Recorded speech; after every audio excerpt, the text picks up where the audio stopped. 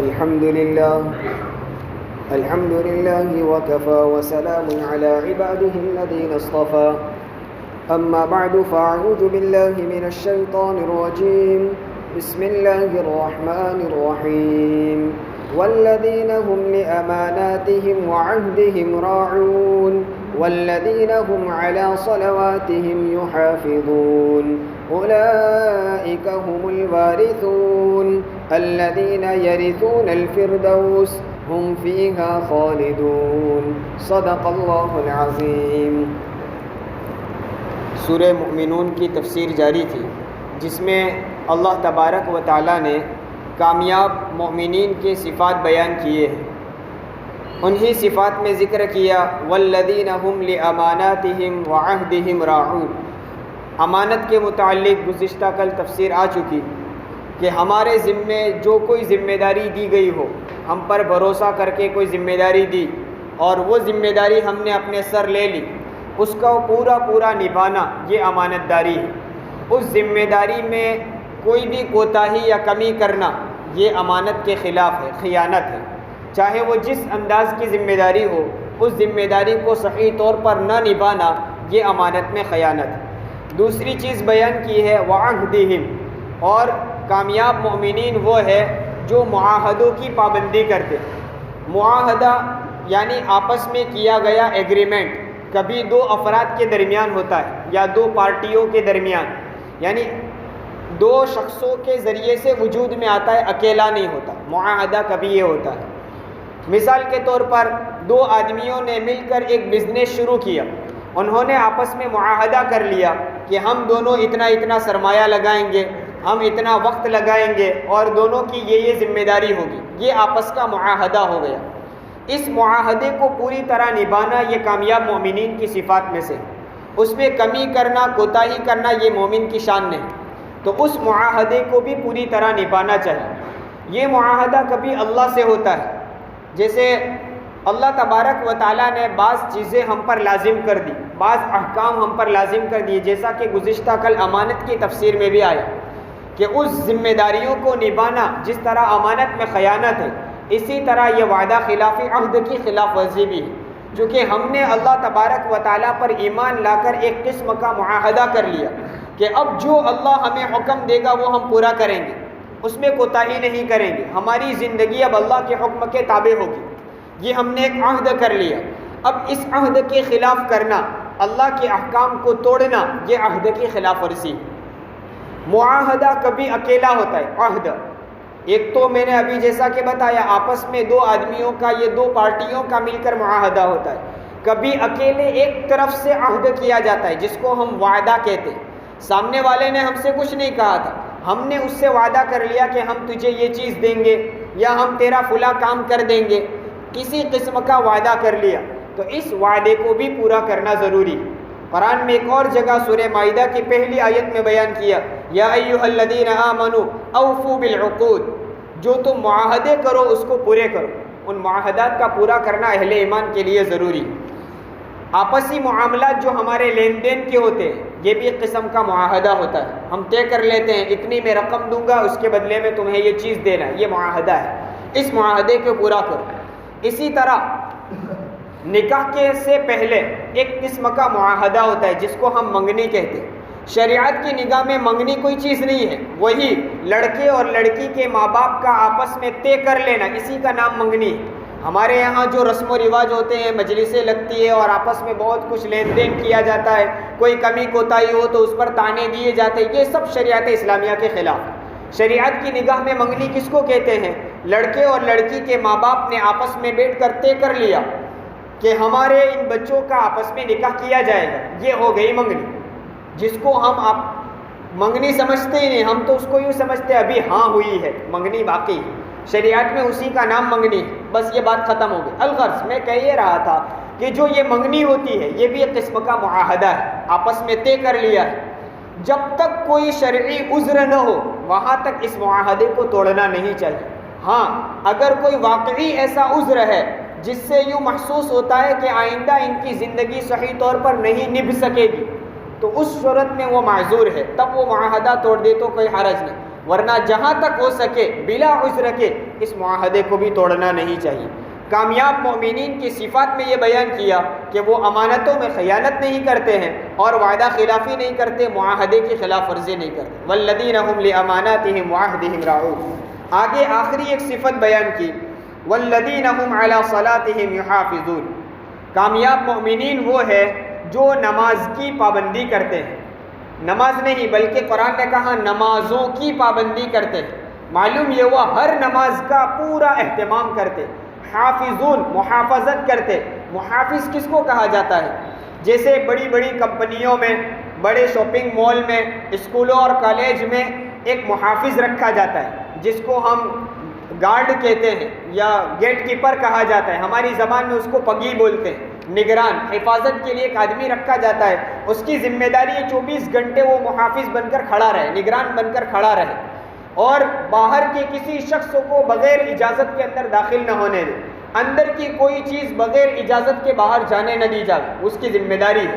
وہ پوری طرح چوکنا اور مستعد ہو کر وہاں قائم رہتا ہے، اس کو محافظ کہا جاتا ہے۔ کامیاب مومنین وہ ہیں جو نماز کے محافظ ہیں، نماز کی پکی نگرانی کرتے ہیں، جیسے ہی وقت آیا تو وہ بالکل چوکنا رہتے ہیں کہ کہیں ایسا نہ ہو نماز کا وقت گزر جائے اور ہماری نماز قضا ہو جائے، اس کا پورا اہتمام کرتے ہیں۔ یہ کامیاب مومنین کی صفت ہے۔ معلوم یہ ہوا جو لوگ نماز کا اہتمام نہیں کرتے ہیں، وقت کی پابندی نہیں کرتے ہیں، وہ کامیاب نہیں ہو سکتے۔ کامیابی کے لیے ضروری ہے نماز کی اہمیت کا اندازہ اس سے لگائیے کہ جب سورت کے شروع سے لے کر یہاں تک تقریباً 7 صفات بیان کیے، لیکن پہلی صفت بھی نماز کے متعلق اور آخری صفت بھی نماز کے بارے میں۔ پہلی صفت کیا کہی تھی؟ الذین هم علی صلاتهم خاشعون، وہ نماز خشوع خضوع کے ساتھ پڑھتے، کامل توجہ کے ساتھ، سکون اور وقار کے ساتھ نماز پڑھتے، کامل مومنین۔ اور انہی کی صفات بیان کرتے کرتے آخر میں بھی نماز کے بارے میں کہا کہ وہ نماز وقت کی پابندی کے ساتھ ادا کرتے۔ پہلی صفت بھی نماز کے بارے میں، آخری صفت بھی نماز کے بارے میں۔ معلوم یہ ہوا شریعت کی نگاہ میں نماز بڑی اہمیت رکھتی ہے۔ آج ہم نے اس کو اہمیت نہیں دی، عام طبقے نے تو یہ سمجھ لیا کہ بس رمضان ہو، 15ویں شعبان ہو، 10ویں محرم ہو، اس وقت نماز پڑھ لینی، باقی پورا سال معاف۔ نماز ہر دن 5 وقتہ فرض ہے اور یہ فرض عین ہے، ہر فرد کے ہر عاقل بالغ مسلمان پر فرض ہے۔ ہماری طرف سے کوئی دوسرا نماز نہیں پڑھ سکتا، یہ ہماری خود کی ذمہ داری ہے اور نہ پڑھنے پر سخت ترین وعیدیں ہیں۔ تو نماز کا اہتمام بہت ضروری ہے، ان آیات سے بھی ہمیں معلوم ہوتا ہے۔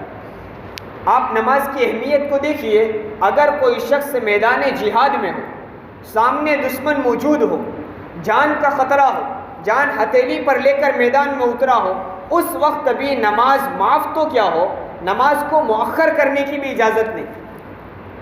اس وقت جب جنگ کے میدان میں ہو تب بھی اگر جان کا خطرہ ہے، دشمن برابر لگے ہوئے ہیں، تو مسلمانوں کو چاہیے باری باری جائے اور نماز پڑھ لے، نماز قضا نہ ہونے دے۔ یہاں تک کہ اگر مسلمان کا لشکر کسی ایک امام کے پیچھے نماز پڑھنے پر مصر ہو، ایک ہی امام کے پیچھے نماز پڑھنا چاہتے ہو، تو قرآن نے مستقل صلاۃ الخوف کا طریقہ ذکر کیا کہ اس ماحول میں تم کو نماز کیسے پڑھنی، لیکن پڑھنی تو ہے، اس وقت بھی معاف نہیں۔ اب ہم معمولی بہانوں کی بنیاد پر نماز ترک کر دیتے، ایک نہیں کئی نمازیں ہماری فوت ہو جاتی، اس کا اہتمام کرنا چاہیے۔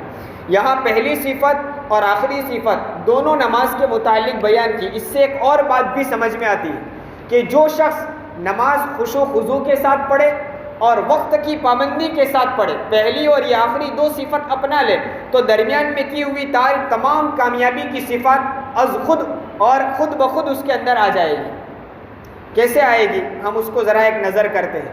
پہلی صفت بیان کی، الذین هم علی صلاتهم خاشعون، وہ لوگ نماز خشوع خضوع کے ساتھ ادا کرتے ہیں۔ جو آدمی کامل توجہ کے ساتھ، سکون و وقار کے ساتھ نماز پڑھے گا تو گویا اس کا اللہ سے کانٹیکٹ اور تعلق ہو گیا، نماز کے ذریعے سے وہ اللہ کے ساتھ ہو گیا، اللہ سے کلام، اللہ سے باتیں کر رہا ہے۔ انسان کی فطرت ہے، جس آدمی کے ساتھ اس کا اٹھنا بیٹھنا ہو، جس ماحول میں وہ پلتا ہے اور جس سے اس کی بات چیت ہوتی ہے، اس کے اثرات اس میں آتے ہیں، یہ انسان کی فطرت ہے۔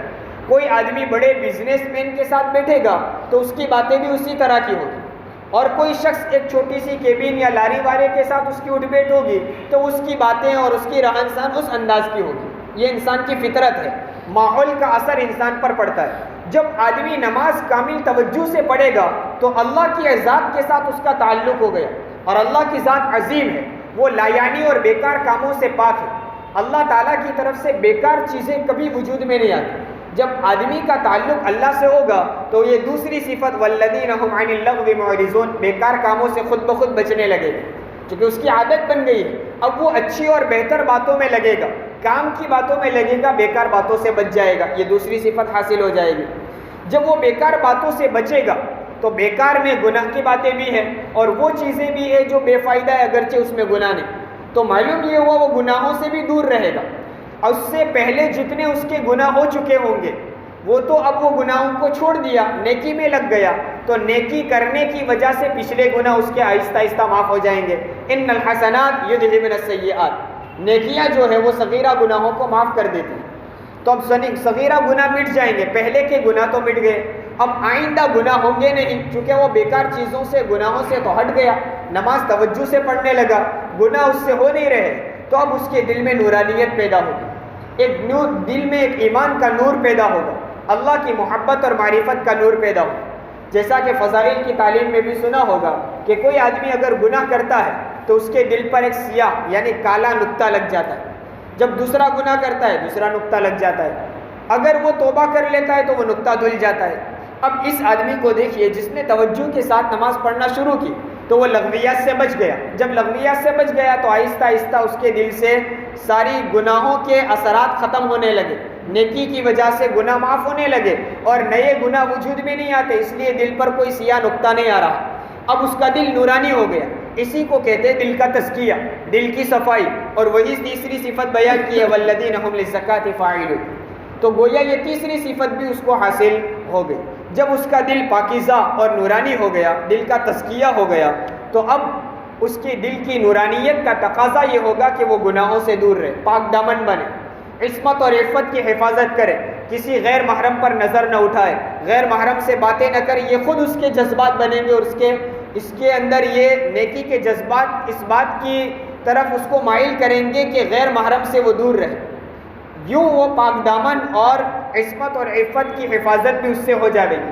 لہٰذا وہ چوتھی صفت بیان کی والذین هم لفروجہم حافظون، کہ کامیاب مومنین وہ ہے جو اپنی شرمگاہوں کی حفاظت کرتے ہیں، یہ صفت بھی اس کو حاصل ہو جائے گی۔ اب وہ پاک دامن ہو گیا، عفت اور عصمت کی حفاظت ہونے لگی، لوگوں میں بھی وہ پاک دامن کہا جانے لگا، لوگوں میں اس کی نیکی کے چرچے ہونے لگے، اب لوگ بھی اس کو نیکوکار سمجھیں گے، لہٰذا اس کے دل میں خشیت پیدا ہوگی، خوف پیدا ہوگا، وہ اللہ سے ڈرے گا، اور لوگوں کا بھی خوف پیدا ہوگا کہ لوگ مجھے اتنا نیک سمجھتے ہیں اور اللہ نے مجھے اتنی نیکی کی توفیق دی، اب میں گناہ کیوں کروں، لہٰذا وہ امانت میں خیانت کرنے سے بھی بچے گا، وعدہ خلافی سے ڈرے گا کہ لوگ کیا کہیں گے، اتنا نیکوکار ہو کر وعدہ توڑ دیتا ہے، لہٰذا اس کو یہ صفت والذین هم لاماناتهم وعهدهم راعون، یہ صفت بھی حاصل ہو جائے۔ دیکھیے نماز کی کتنی برکت ہے کہ جو آدمی نماز پابندی کے وقت کی پابندی کے ساتھ پڑھے اور خشوع خضوع کے ساتھ پڑھے، اس کو یہ ساری صفات خود بخود حاصل ہو جائے، یہ نماز کی برکات میں سے ہے۔ تو اسی وجہ سے کامیاب مومنین کی صفات میں بیان کیا والذین هم علی صلاتهم یحافظون، کہ وہ نماز کا بڑا اہتمام کرتے ہیں۔ ان صفات کے اپنانے والوں کو کیا ملے گا؟ کہا اولئک هم الوارثون، یہ لوگ وارث بننے والے ہیں، ان کو میراث ملے گی۔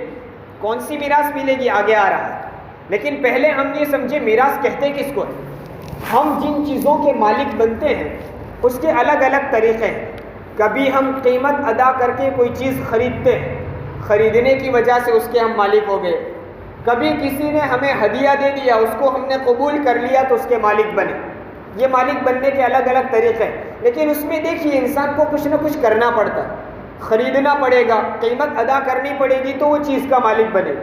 کوئی ہدیہ بھی دے تو صرف دینے سے مالک نہیں ہو جاتا، ہدیہ قبول کرنا شرعاً ضروری ہے، فقہا نے لکھا ہے، لہٰذا قبولیت اپنی طرف سے کچھ نہ کچھ کرنا ضروری ہوگا۔ لیکن میراث ایک ایسی چیز ہے جس میں انسان کو کچھ نہیں کرنا پڑتا، باپ کا انتقال ہوا، فوراً اس کے انتقال ہوتے ہی اس کے مال کے مالک اس کے ورثہ ہو جائیں گے، بیٹے اس کے مالک بن گئے، بیٹا ہاں کہے تو بھی مالک ہوگا، نہ کہے تو بھی وہ میراث کا مالک بن جاتا ہے۔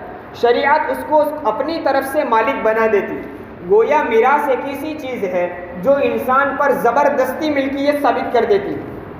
اللہ تعالیٰ یہاں یہ کہتے ہیں کہ یہ صفات جو اوپر بیان کیے ہیں، ان سارے صفات کو اپنانے کی وجہ سے اولئک هم الوارثون، یہ مالک بن جائیں گے، یعنی وہ چاہے یا نہ چاہے ایک چیز انہیں ملنے والی ہے۔ وہ کون سی چیز ہے؟ الذین یرثون الفردوس، وہ لوگ جنت الفردوس کے مالک بنے، جنت الفردوس ان کو نصیب ہوگی۔ جنت میں الگ الگ درجات ہیں۔ جنت الفردوس جنت کے تمام درجات میں اعلیٰ درجہ ہے، سب سے اوپر کا درجہ۔ جنتیوں کے درجات کتنے فرق ہوگا، کتنا اس میں فرق ہوگا، اس کا اندازہ اس سے لگائیں کہ ایک سب سے نچلے درجے کا، ادنا درجے کا جنتی، وہ سب سے اعلیٰ درجے کے جنتی کو اس طرح دیکھے گا جیسے ہم دنیا میں ستارے کو دیکھتے ہیں۔ کتنا فاصلہ ہے، اس طرح ایک ادنا اور اعلیٰ جنتی کے درمیان فاصلہ ہوگا۔ اللہ تعالیٰ فرماتے ہیں ان صفات کو اپنانے والے کو ہم سب سے اعلیٰ درجے کی جنت الفردوس عطا کریں گے۔ جیسا کہ اس سورت کے شروع میں بھی کہا، حضور صلی اللہ علیہ وسلم کی ایک روایت بیان کی تھی کہ حضور پر جب یہ وحی نازل ہوئی تو آپ نے قبلہ رخ ہو کر دعا کی اور پھر فرمایا کہ یہ 11 آیتیں ہیں، جو شخص ان 11 آیتوں پر عمل کرے وہ سیدھا جنت میں جائے۔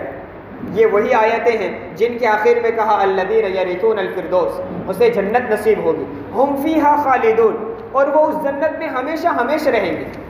دیکھیے جنت نصیب ہو جانا یہ ایک الگ نعمت ہے، اور اس میں ہمیشہ ہمیشہ رہنے کا موقع ملنا یہ ایک الگ نعمت ہے۔ کیونکہ جب نعمت مل جاوے لیکن تھوڑے عرصے میں اس کو چھین لی جاوے تو وہ نعمت نہیں ہے۔ جیسا کہ آج کسی کو کہہ دیا جاوے کہ ہم نے تمہارے لیے ایک بنگلہ تیار کیا ہے، آج سے وہ تمہارا، تو وہ سن کر بڑا خوش ہوگا۔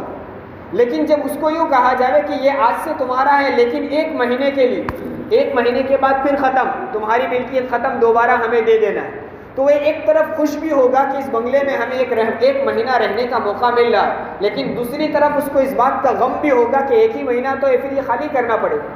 جنت ایسی نہیں ہے۔ جنت جب ایک آدمی کو دے دی گئی تو پھر وہ ہمیشہ ہمیشہ کے لیے ہے، کبھی اس سے وہ نعمت واپس لے نہیں جائے گی۔ تو جنت کا ملنا ایک نعمت ہے اور اس کا ہمیشہ رہنا ایک مستقل دوسری نعمت ہے۔ ہم فیہا خالدون۔ ان آیتوں سے یہ بھی پتہ چلا کہ جنت کی حاصل کرنے کا لوگوں میں جذبہ بھی ہونا چاہیے، اس کی دعائیں بھی کرنی چاہیے۔ خود انبیاء نے بھی اللہ تعالیٰ سے جنت مانگی ہے، اس لیے جنت کو مانگنا بھی چاہیے۔ اللہ تبارک و تعالیٰ ان ساری صفات کو جو جنت کو لازم اور واجب کرنے والی ہے، ان صفات کو ہمیں اپنانے کی توفیق عطا فرمائے اور حقیقی معنی میں ہمیں جنت کا وارث بنائے۔ آمین۔ وآخر دعوانا ان الحمدللہ رب العالمین۔ سبحان اللہ و بحمدہ۔